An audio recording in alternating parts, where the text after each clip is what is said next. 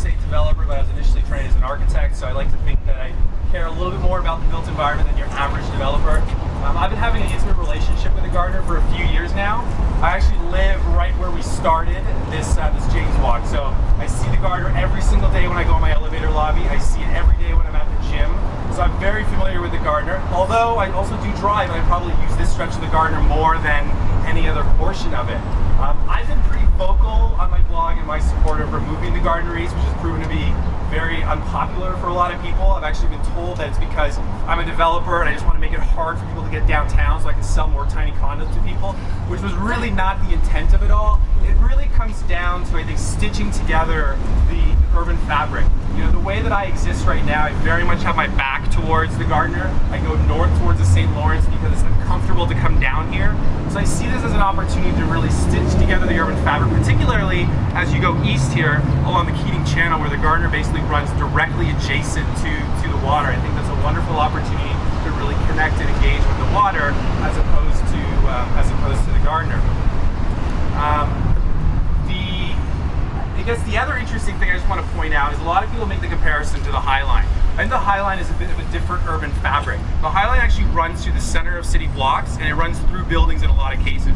It was designed for rail and the easy unloading and loading of cargo. So it's a very different kind of urban relationship with that the High Line has as opposed to here. So I think it's a different kind of comparison. The other thing with the Gardiner East is I think it's really the opportunity, if we're going to do anything right now and remove it, is really today. Most of this area is underdeveloped, and as soon as we do develop it, the buildings that are designed are going to have their backs to the Gardiner because nobody wants to face the Gardiner.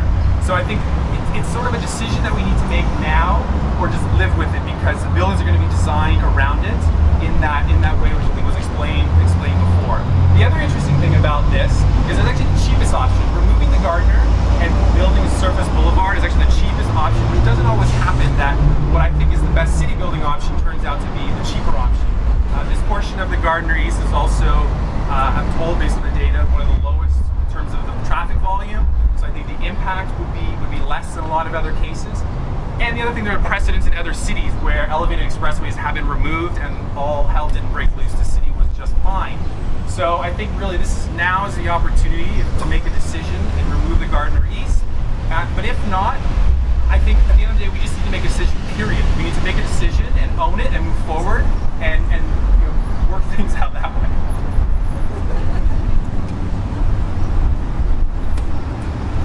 Thanks so much, Brendan. All right, so we have 2 more speakers, and we've got another kilometer to cover.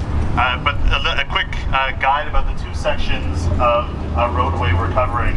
The first is the very active Martin Goodman Trail. So what we're going to have to do is ask everybody if you can just kind of try and stay 2 to the right, try and stay on the right side, follow the pathway. We'll have people kind of shouting from the back if there's a cyclist coming, but we're also going to be asking them to dismount and just hold on for a minute while we pass through because we have a large crowd. We're going to head to Lakeshore and then cross over at the corner of Cherry and Lakeshore to the north side of the intersection. And the last segment, we will have an option where you can walk on the trail, which takes a bit longer, or walk along some disused railway. So you'll have choose your own adventure for the last segment.